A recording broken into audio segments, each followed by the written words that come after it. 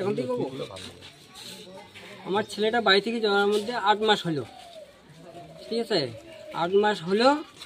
8 মাস হওয়ার পরে শুক্রবার দিয়ে সামনে শুক্রবার দিয়ে গেল। শুক্রবার দিনেও ও নামাজ পড়া রুমে আসছিল। রুমে আসার পরে তারপরে ও খাওয়া দাওয়া করছে। খাওয়া দাওয়া করার পরে ও শুয়েছিল। তো ওই শুয়া থাকার পরে পাশের রুমে ঠিকাদারগুলো ছিল, আরও লেবার মিস্ত্রি ছিল, আর ও একা ঘরে ছিল ওই রুমে।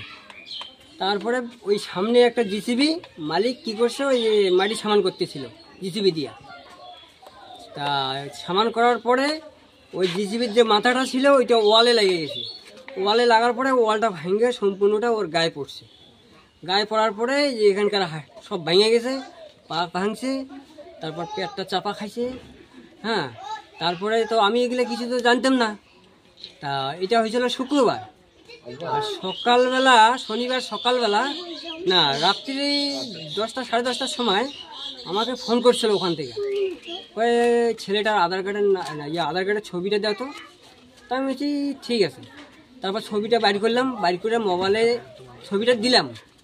মোবাইলে ছবিটা দেওয়ার পরে আমি জিজ্ঞাসা করলাম, আচ্ছা কী ব্যাপার? তা বলতেছিল কি বলে, ও আমি দোকানে আসি তো। তা আমি বলছি ছেলেটা বোধহয় পয়সা পাঠাবে, তার জন্য বোধহয় ও দোকানে আসে। হ্যাঁ, তো এতটুকু করার পরে ফোনটা গেল কাটা যাওয়ার পরে আমি তো এসে বাড়িতে ঘুমাইলাম। তা সকাল 6টার সময় ওখান থেকে ফোন আসলো। আসার পরে তা আমাকে বলতেছে এরকম তোমাদের ছেলেটা একটু অসুস্থ আছে। হ্যাঁ, আমি ঠিক আছে, ছেলেটাকে নিয়ে যাও, আমি দেখবো। ভিডিও কল করছিল। তারপরে দেখলাম ছেলেটা তো অবস্থা খারাপ। হ্যাঁ, তারপরে ছেলেটা আমি যেহেতু আমি একটু কথা বলবো ছেলেটার সঙ্গে। তারপর ছেলেটার কাছে মোবাইলটা নিয়ে গেল।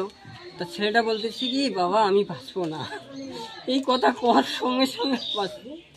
আর কোনো কল হয়নি, আর কোনো দেখতে পারিনি ওকে আমি। তারপরে এরকম